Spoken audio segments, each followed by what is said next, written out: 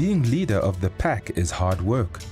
You must know all the good feeding areas and, more importantly, all the drinking spots. And no one knows better than the experienced matriarch. Elephant herds are made up of related adult daughters and their calves, and adolescent male and female offspring.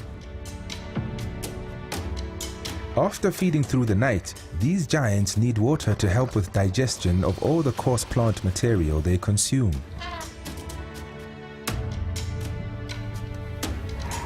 Elephants can drink up to 150 liters a day. That's as much water as a standard bathtub can hold. A trunk is probably their most valuable organ and contains more than 50,000 muscles with no cartilage or bone. That's why young ones can take more than 2 years to learn how to use it properly. And even when they're a bit older, they can still find their trunks quite awkward. When drinking, they use this appendage as a straw. The water is sucked partway up the trunk and then squirted into their mouths. Elephants can smell much better than they can see, and once again, it's their trunks that do the work. They can taste the wind, collecting scents that tell them whether friend or foe is nearby. When a herd gets too big, the matriarch will prompt some females to break off and form a new herd. So groups in a similar area are usually related. And it's normally peaceful when they meet up.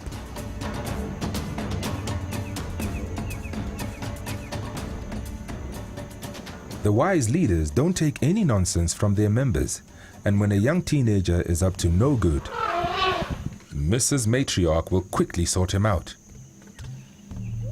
This prompts young bulls to leave the herd for short times until they part with their family for good. From about 12 years of age, these males spend their days either alone or they team up with other bulls in a loose bachelor herd.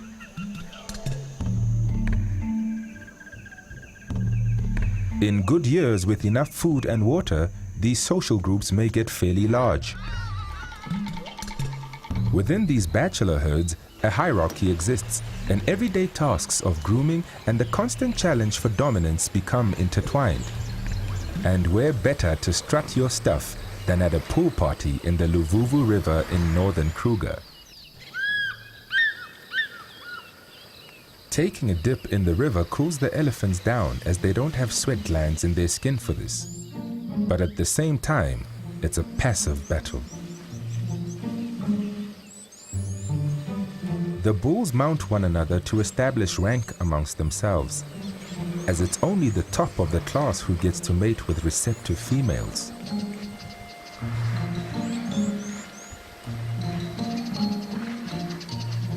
Mock fighting and head-butting is another method of establishing dominance, and they seldom injure one another seriously.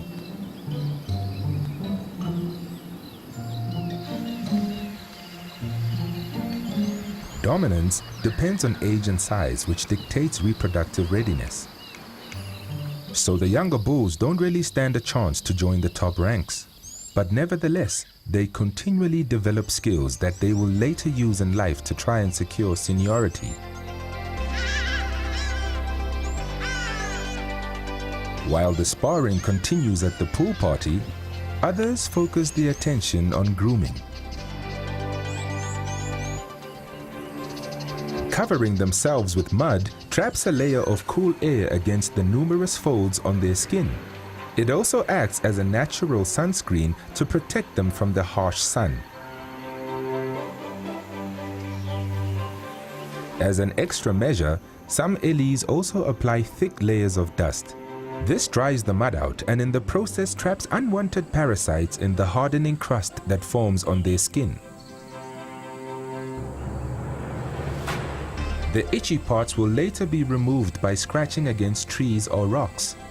This way, elephants can keep every inch of their bodies groomed. As bulls leave and join bachelor herds, the local hierarchy changes. And although this looks like fun, the slow and ongoing contest is nature's way of ensuring that down the line, only the strongest genes are carried on to the next generation of these African giants.